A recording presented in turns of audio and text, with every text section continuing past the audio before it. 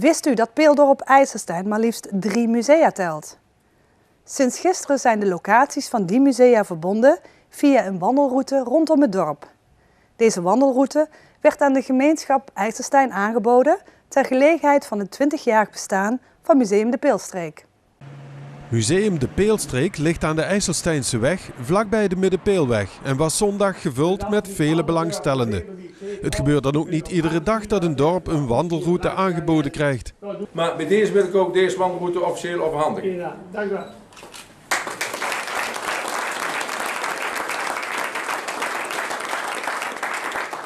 Ik ben natuurlijk wel een beetje nieuwsgierig. Nou, in elk geval, dat is hij. De officiële wandelroute en mijn rijroute. Een museum dat bij gelegenheid van haar 20-jarig bestaan een wandelroute schenkt aan de inwoners van het dorp. Het lijkt op het eerste gezicht vreemd. Nou, we zien de laatste tijd dat mensen ook hier in IJsselstein dat er hoe langer hoe meer gewandeld wordt. En we vonden het wel mooi om die 2 routes om die eens een keer met elkaar te verbinden, zodat ze alle 3 evenveel aandacht gaan krijgen. En zo kan al wandelend kan men genieten van zowel datgene wat in die 3 musea te zien is. En daar eens lekker over praten.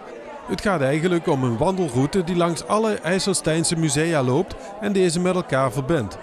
Inderdaad, IJsselstein heeft 3 musea die nu elkaar aanvullen en samenwerken. Dus de Peelstreek en dan de Rauwkoelenhof waar de mensen nou dus heen wandelen. Dat is feitelijk gewoon een vrij toegankelijk museum het hele jaar door. Daar kan iedereen die er met de fiets of met de auto of te voet langskomt even een keer gaan kijken. En daarnaast is nog Museum de Smit, dat ligt aan de Pottenvenneweg.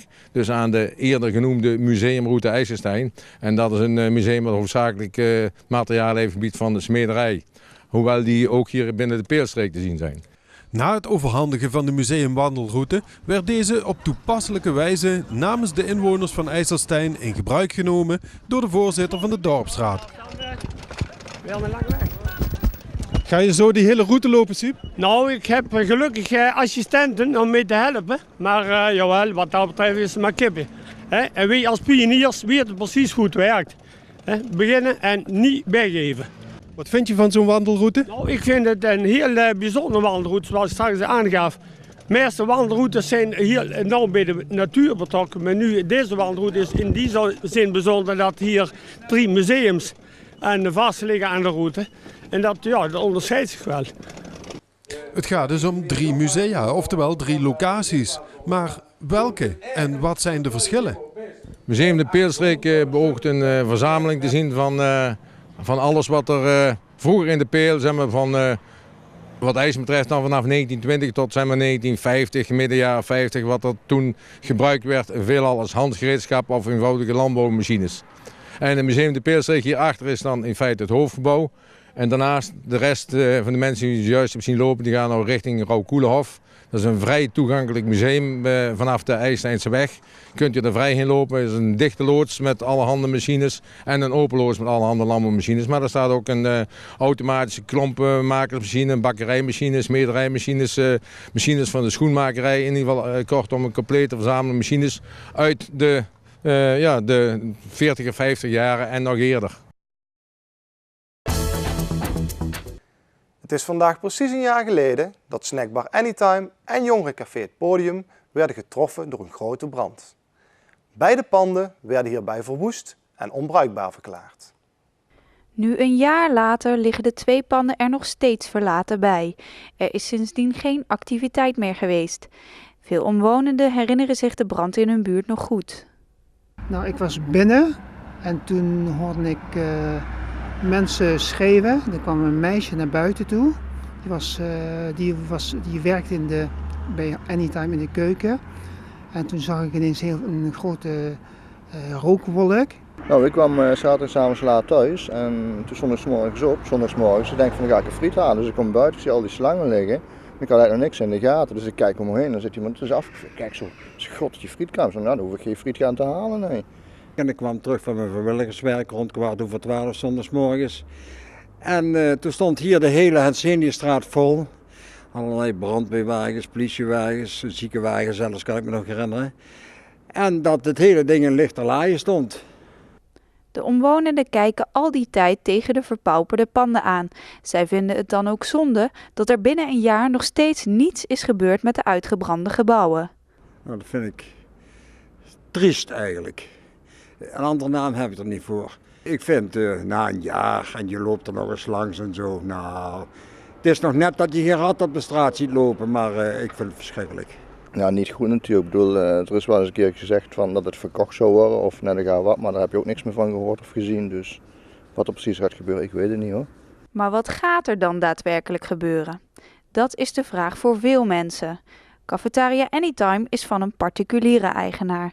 Jongerencentrum Het Podium is eigendom van de gemeente.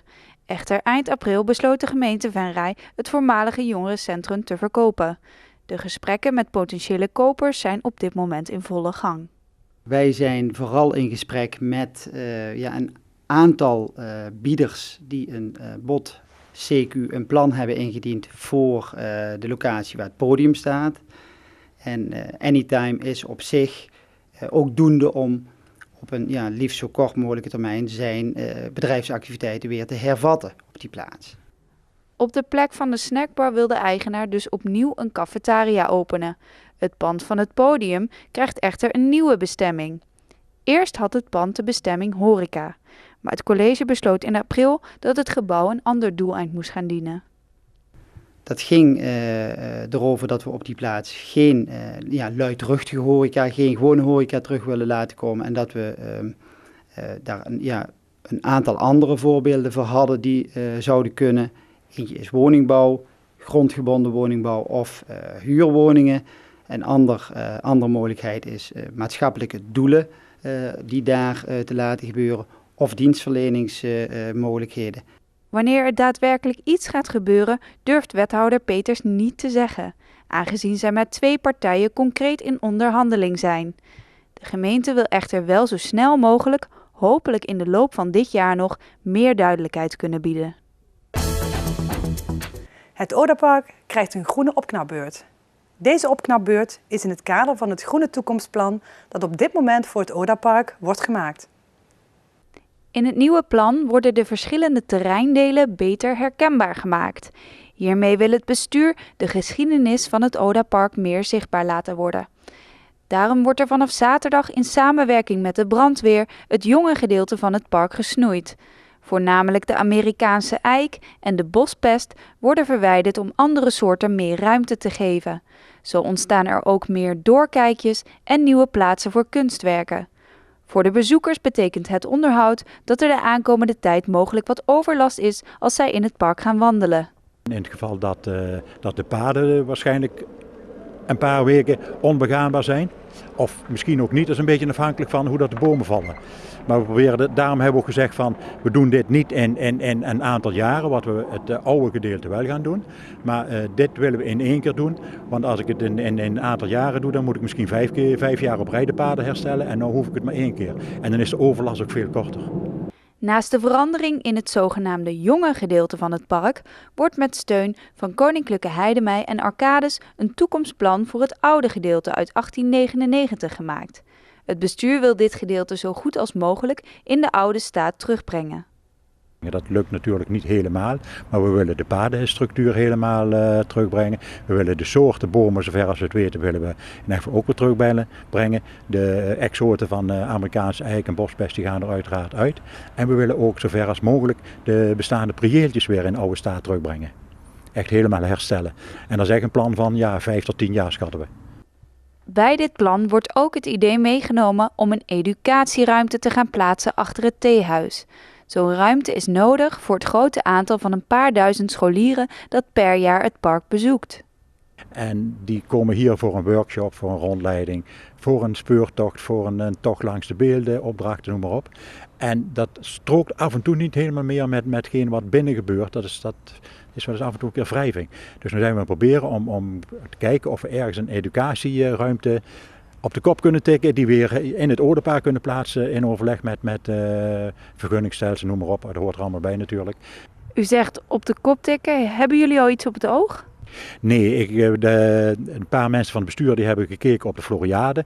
Maar dat zijn echt gebouwen die voor een half jaar bestemd waren. Dus er zat geen isolatie in, noem maar op. Dat is gewoon voor een half jaar geplaatst. Dus om dat hier te plaatsen voor de eerste komende 10, 15 jaar, nee, dat was geen optie. Maar daar hebben we wel naar gekeken.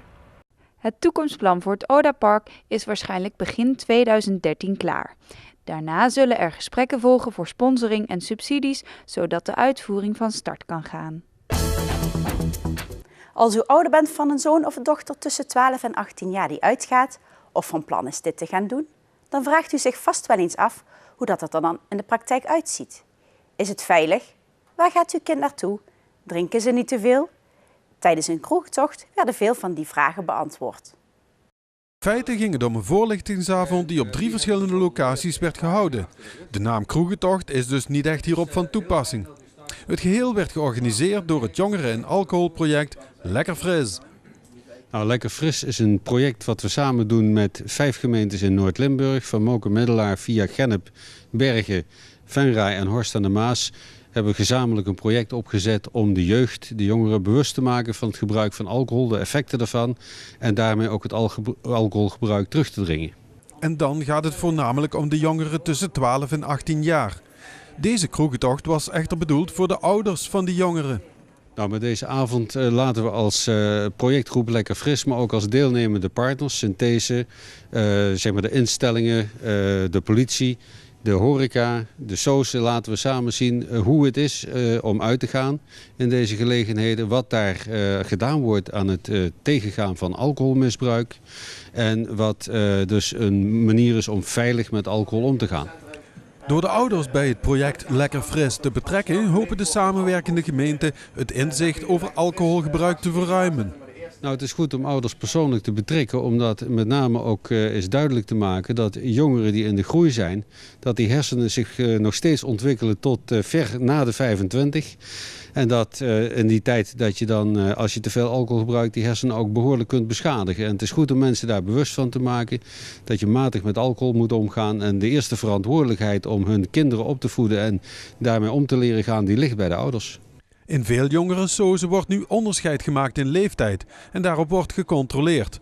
Maar het kan toch gebeuren dat jeugd onder de 16 wel alcoholhoudende drank toegespeeld krijgt. Daarover werden dan ook de nodige vragen gesteld. Dat er wat de moeilijke doelgroepen, de vermenging van doelgroepen. Ik denk de wet is nu heel duidelijk. Ik denk ook dat je nu in je doelgroepen veel duidelijker moet zijn. Waar ga je met alcohol om en waar niet. Als je op 16 zegt, dan mag je boven de 16 gewoon alcohol, maar dan wel binnen de regels. Dan zit je daaronder, dan moet je die ook een beetje van het alcohol weghouden. En dat was in het verleden allemaal vaag. Maar dan moet je dat denk ik gewoon veel duidelijker doen. Dat gebeurt toch al door middel van armbandjes? Ja, maar bij sportverenigingen, ik ben zelf voorzitter geweest van de sportvereniging, dan krijg je het advies als er jeugdactiviteiten zijn, geen slecht voorbeeldgedrag door dus geen alcohol schenken. En bij een jongerensoos ligt het precies het omgekeerde. Denk ik begrijp het niet meer. En daar ligt dan ook een gevoelig punt, de leeftijdscontrole en voorbeeldgedrag.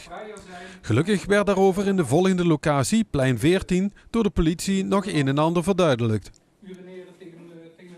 In het centrum is er eigenlijk verder helemaal niks voor de jeugd van 16. En daarom zijn wij daarmee, hebben wij gewoon eigenlijk altijd zijn we 16 plus geweest. In eerste instantie hebben wij hadden wij geen leeftijdsgrens. Was het niet zozeer 18, 16 en werkten wij met bandjes. Maar uiteindelijk zijn wij toch wel weer overgegaan op 16-jarigen. Ook omdat met de 15-jarigen en de 16-jarigen samen, dat misvormt een beetje. En de controle is dan heel erg moeilijk te houden. Die leeftijdscontrole blijkt toch overal het grootste probleem te zijn. De laatste uitgaansgelegenheid die werd bezocht was Bubbles, waar onder andere het Vincent van Gogh informatie verstrekte. De ouders waren over het algemeen kritisch, maar positief over de avond. Daarnaast zie je locaties van binnen, met ook een stukje toelichting daarbij die je anders niet gekend zou hebben. Dus dat zijn maar 2 opmerkingen eigenlijk, maar zo zou ik er nog wel een paar kunnen noemen. En nu maar hopen dat jongeren, ouders, instanties en uitgaansgelegenheden samen overlast en schade door alcoholgebruik binnen de perken kunnen houden. Want uitgaan is niet meer leuk na overmatig alcoholgebruik.